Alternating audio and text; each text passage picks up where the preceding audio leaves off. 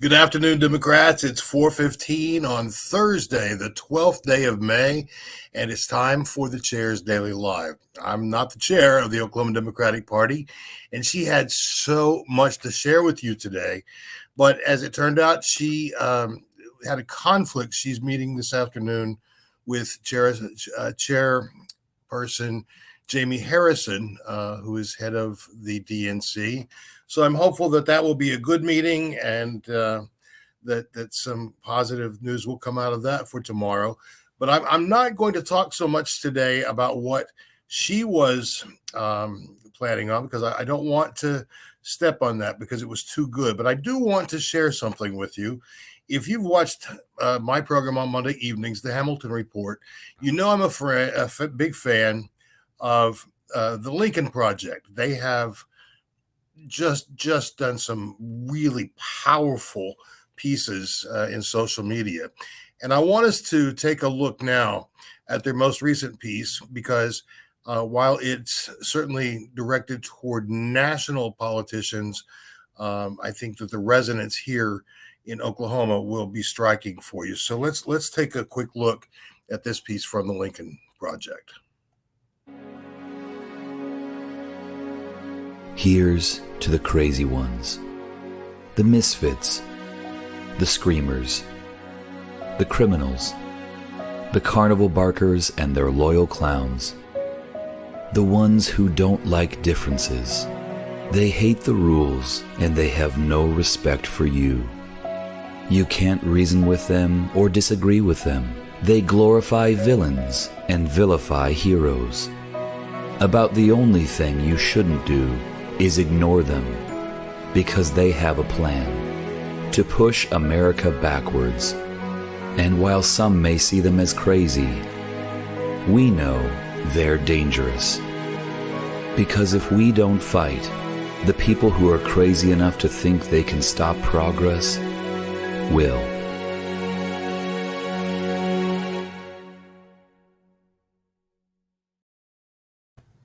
When I first saw that clip, it was chilling to me, because this is what we have been saying in Oklahoma for a long time, and it really hit home.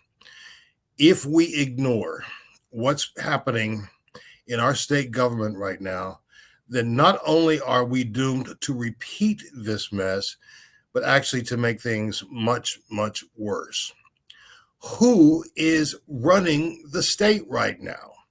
Well, it can't be the current governor, because he's too busy taking photos with private school kids and Republican women. He has hosted so many people at the Capitol, crowing about this and that. All the while, he's ducking questions about the corruption that exists within his government. If he is the head of this state, then everything should stop with him. Well, unfortunately, so many of our problems did not stop with him. They, in fact, started with him. And that should be enough by itself for us to examine who's really running this place. Because it's not the lieutenant governor, Matt Pinnell. My gosh, he is, we haven't heard from him in 3 years, and now all of a sudden he's popping up and trying to distance himself from the whole Swadley's debacle. But it's not going to work, because he was the one in charge. And ultimately, he's the one who signed off on the deal. And I know that they've already fired someone or let them resign. That's beside the point. It was his job to oversee it, and he did not do his job. Let's take a look at Randy Walters, the person who has never run for office. He's an appointee of Stitt, a good old crony boy. And he has taken to his car to do a series of videos on why he's the right person for this job. But today his video was pathetic. He proudly posted it on Twitter for the world to see, claiming that he's the victim of a woke mob of Democrats. Now, it's interesting to me that he can use the word mob with woke and Democrats. But he's claiming they're coming after him because all he does is stand up for the rights of parents. And you and I both know that just this year we have seen anything but that happening from our Secretary of Education. He is not standing up for parents. He's not standing up for transparency. He's not standing up for public education. And least of all, is he standing up for Oklahoma's children. We should be very, very concerned. And as the clip from the Lincoln Project showed us, if we ignore them, we do so at our peril. I'm amazed on social media, some of the people who just crow that Stitt is the best governor we've ever had. And they say, oh, a God-fearing Christian man, and thank you for you and your family for sacrificing so much. Let me tell you something. Friends, Kevin Stitt's net worth is $200 million. I don't know about you, but my net worth is not a fraction of that. And I still make things work, even with my net worth or lack thereof. So if you have a net worth of $200 million, how truly are you connected to the women and men of Oklahoma who are struggling to pay their bills, who are fighting with inflation, who are undecided on which route to take because they might be able to save a few pennies in gas? These are real choices that Oklahomans are making now.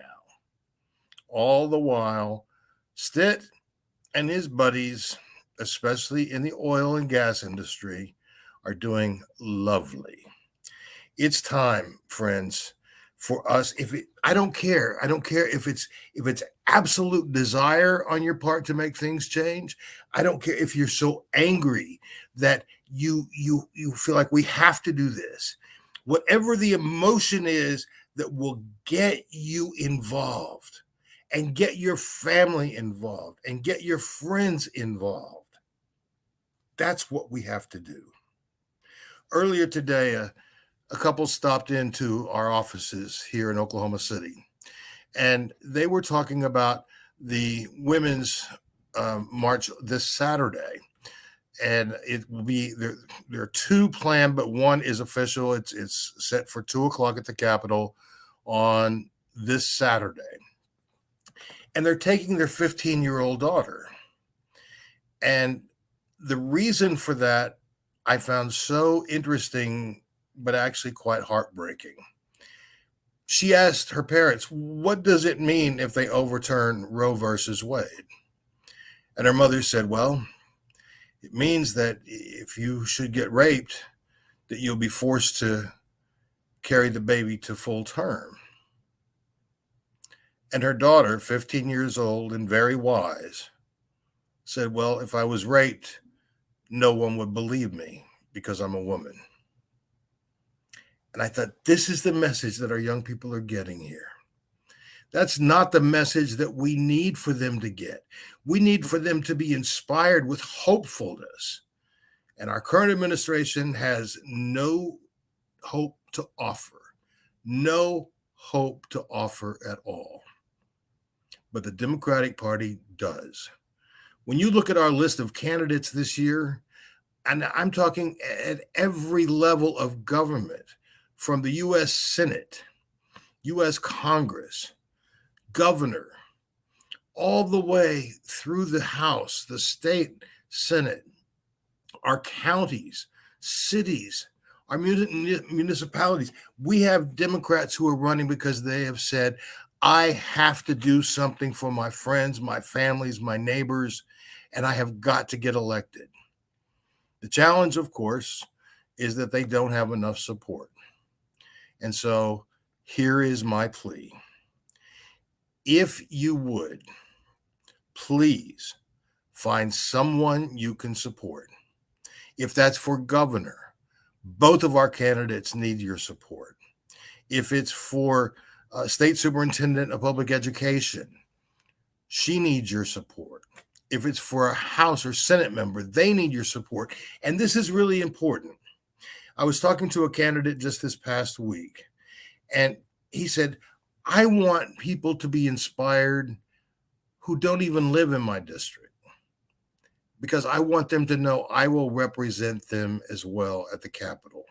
Now that's a very, very good sacrifice. I want to take a look at a couple of viewer comments. Mitch says, if one is in the fight against blacks, the tribes and women, Stitt, can pick Oklahoma pockets all day long. Start telling the truth. Quit dancing around these edges of this problem. I couldn't agree with you more. He's not dancing. He's hiding. He's absolutely hiding. And we are not getting anywhere. No traction moving forward. Kirsten says we're not getting anywhere with these Republicans, and now running as Democrats. Well, I'm going to say this about that. There are some people who have changed party affiliations, people that I have talked to personally, and I have come to understand that for them, it was not just to run for office, but it was a chance to make a positive difference for Oklahoma. They recognize the values present in the Oklahoma Democratic Party, and that's what they are espousing in their campaigns.